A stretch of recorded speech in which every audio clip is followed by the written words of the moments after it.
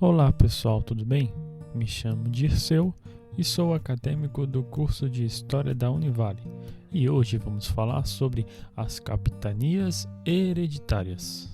Em 22 de abril de 1500, a expedição liderada por Pedro Álvares Cabral avistou o Monte Pascoal, marcando oficialmente a chegada dos portugueses no continente americano.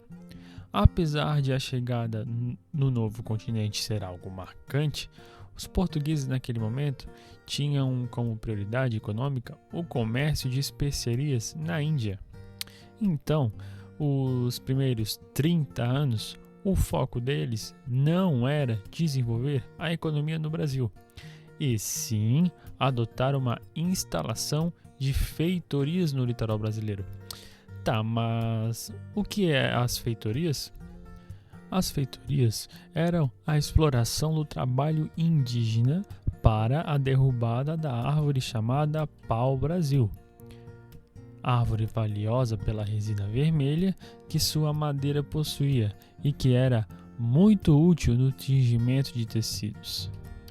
Os primeiros 30 anos após o descobrimento do Brasil ficou conhecido como o período pré-colonial. Na década de 1530, o comércio de especiarias na Índia estava em decadência.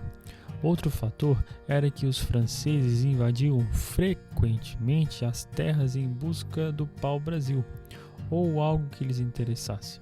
Mediante a esse cenário, então, o rei português Dom João III percebeu que era necessário aumentar a atuação da coroa portuguesa aqui na América. Então, Dom João III dividiu o território da América Portuguesa em 15 lotes de terra, correspondendo a 14 capitanias, cujos os nomes são Maranhão Lote 1, Maranhão Lote 2, Ceará, Rio Grande, Itamaracá, Pernambuco, Baía de Todos os Santos, Ilhéus, Porto Seguro, Espírito Santo, São Tomé, São Vicente, Santo Amaro e Santana.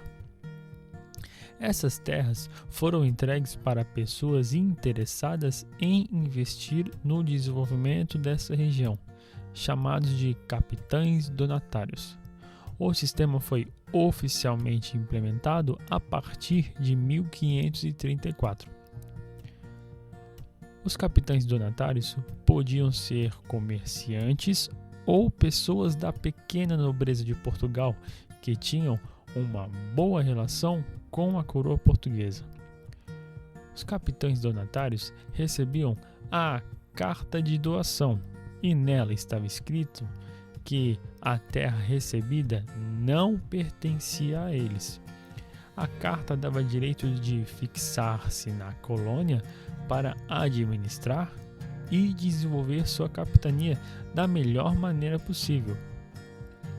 O capitão donatário era a maior autoridade em suas terras, mas delitos cometidos ali deveriam ser respondidos ao rei.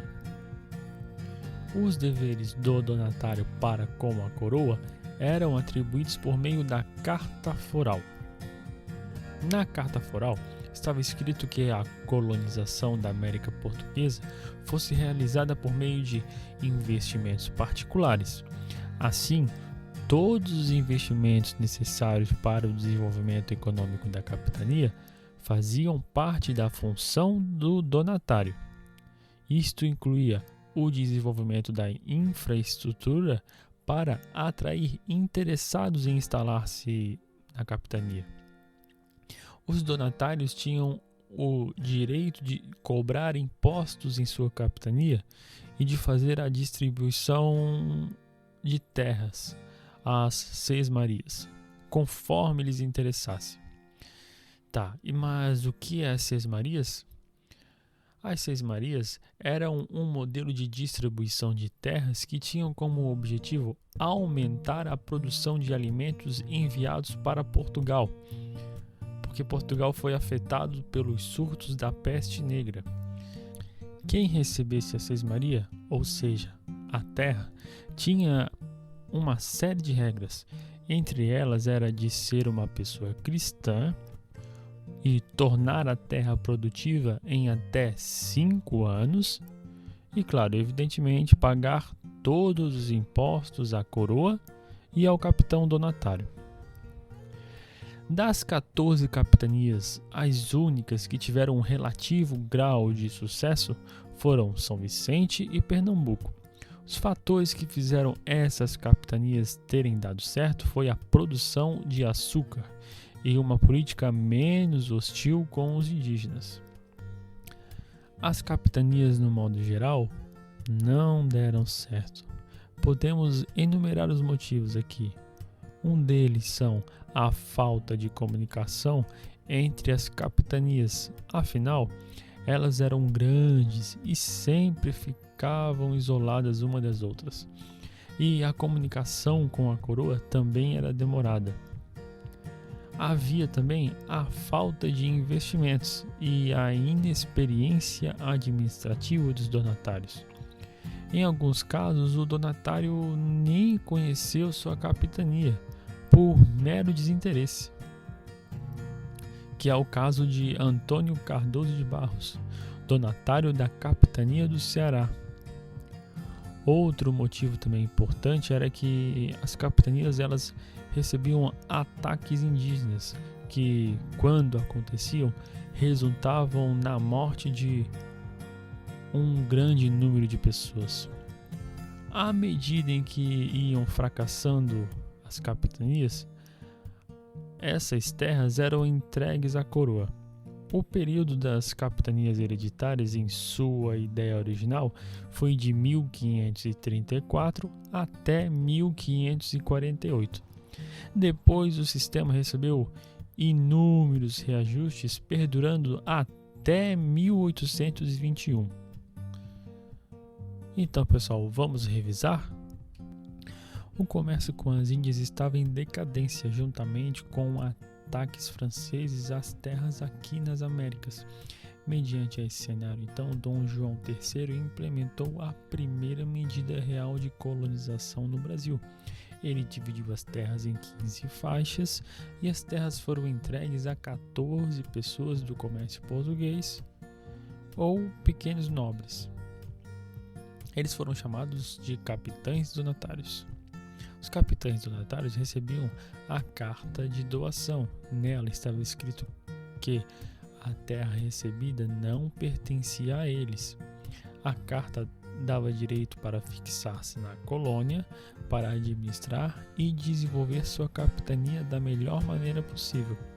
O capitão donatário era a maior autoridade em suas terras, mas delitos cometidos ali deveriam ser respondidos ao rei.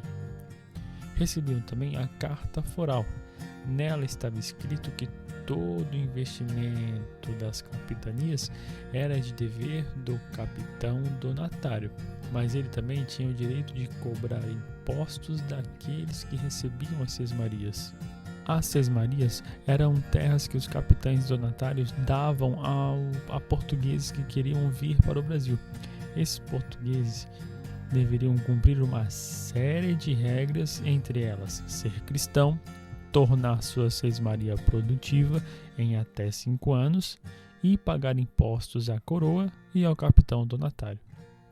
Das 14 capitanias, apenas 2 deram relativamente certo, que foram Pernambuco e São Vicente, mas no geral as capitanias não deram muito certo por motivos de falta de investimento dos capitães, o isolamento das capitanias, porque a grande extensão territorial fazia elas serem isoladas umas das outras, e também os ataques indígenas.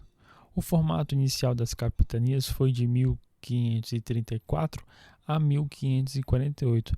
Após esse período, o sistema sofreu diversas mudanças, perdurando até 1821. Bom, pessoal, essa foi a nossa aula de hoje. Até a próxima!